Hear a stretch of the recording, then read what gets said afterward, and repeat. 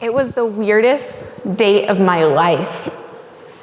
We were walking home from a comedy show, and this grown man says to me, "Tell me a story." I was a little confused why he wanted story time on our first date, but here's what I came up with. I said, well, once upon a time, there was a girl, and actually this girl, she was a princess, and she had broccoli for hair. He thought about that for a minute, so I kept going. Yeah, she had broccoli for hair, but she hated it because the villagers, they would stare and whisper at her whenever she left the castle. So one night, as she's detangling her florets, in stumbled through her window a fairy godmother.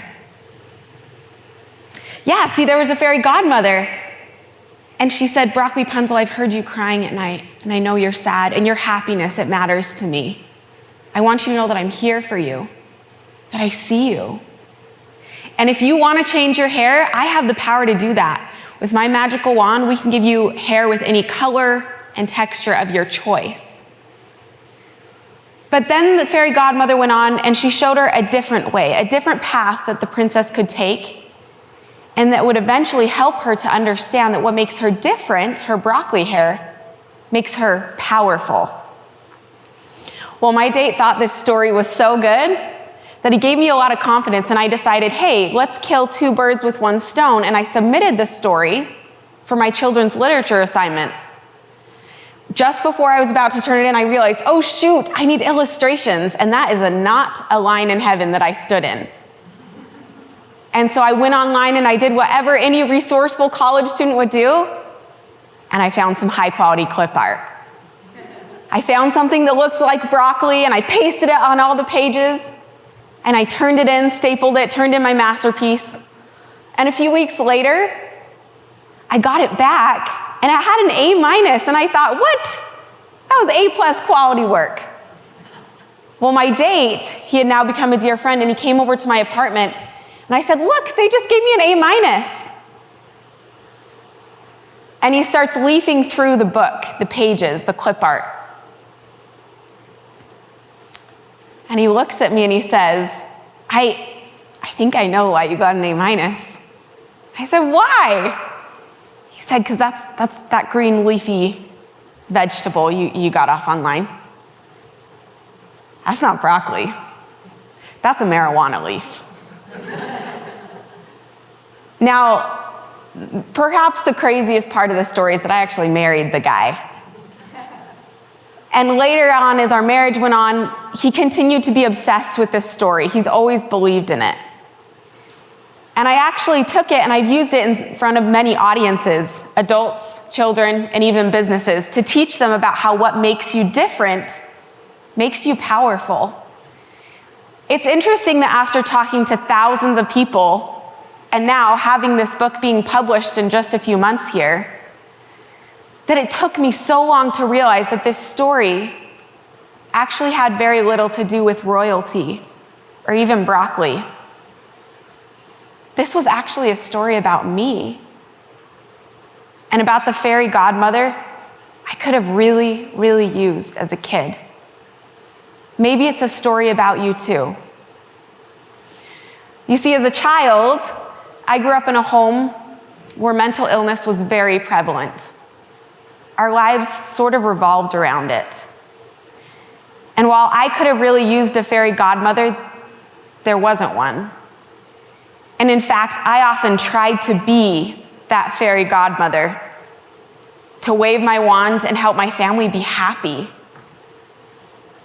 Still, I was a happy, driven, hardworking girl.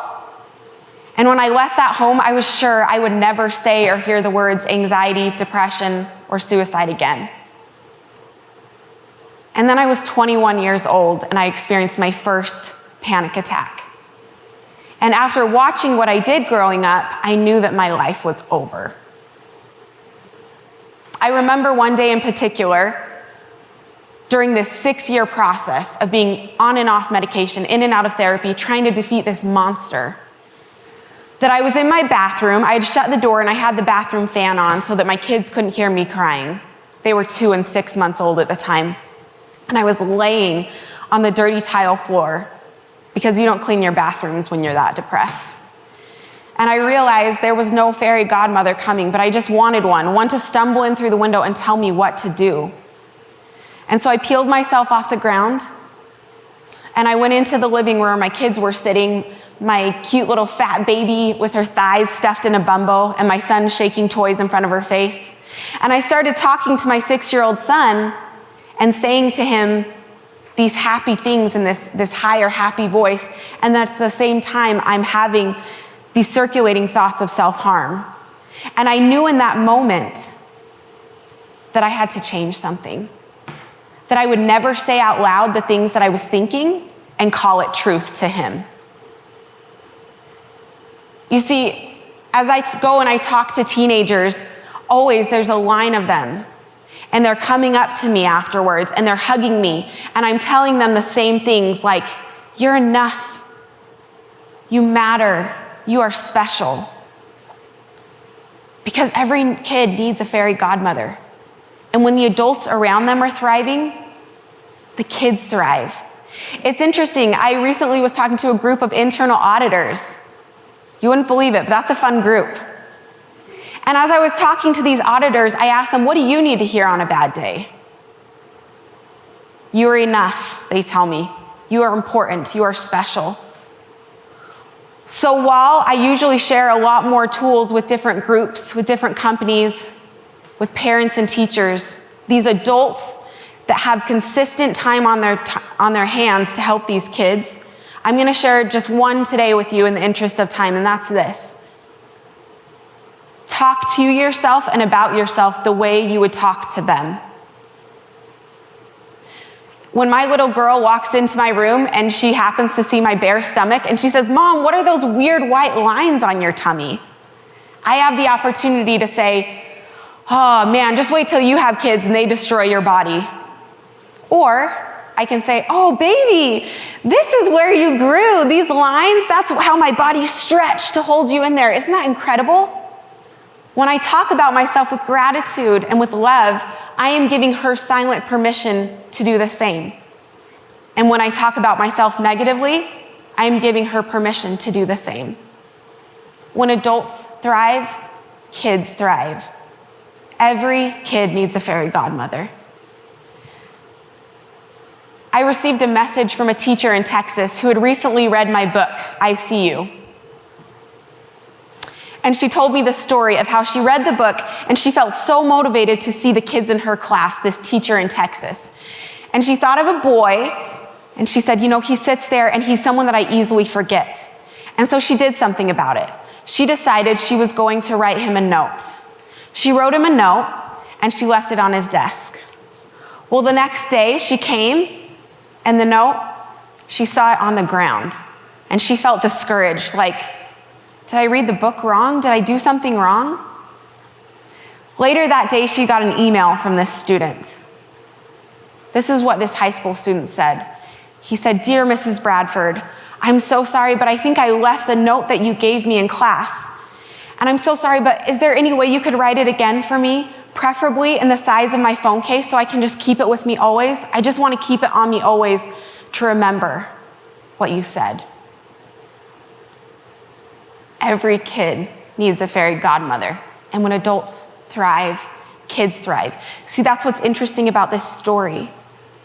Mrs. Bradford was reading a self-help book. She was developing herself, and that's where the energy came from. For her to see this student, to see what was right in front of her, a kid who needed her. So whether or not the youth around you, they have crazy hair, and they feel insecure about it, their parent is so depressed and they wish they could fix it, or maybe they wonder if anyone knows their name at all. They need a fairy godmother, and not one to say bibbidi bobbidi boo and make it all go away, but to tell them I'm here, I see you, and to help them process those negative emotions. Because when adults thrive, kids thrive.